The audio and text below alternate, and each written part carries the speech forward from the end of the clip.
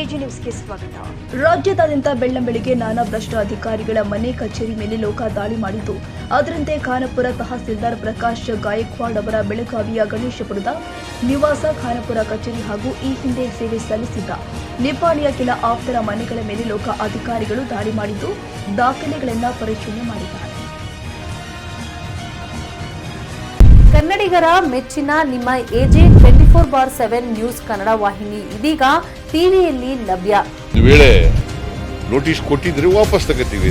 ಇವತ್ತು ವಕ್ಫ್ ಪ್ರಾಪರ್ಟಿ ಅಂತೇಳಿ ಬರ್ತದೆ ಅಂತ ಹೇಳಿದ್ರೆ ರೈತರು ಬೀದಿಗೆ ಬಂದ್ರೆ ಏನ್ ಮಾಡ್ಬೇಕಾಗುತ್ತೆ? ಯಾರು ವೋಟ್ ಹಾಕಿಲ್ಲ ಅಂದ್ರೆ ಗ್ಯಾರಂಟಿನೆಲ್ಲ ಸ್ಟಾಪ್ ಮಾಡ್ಬಿಡ್ತೀವಿ.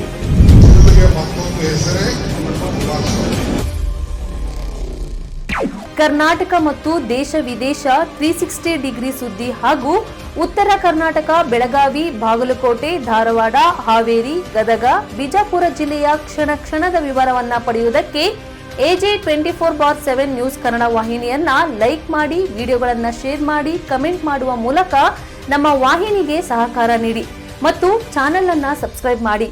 ಧನ್ಯವಾದಗಳು.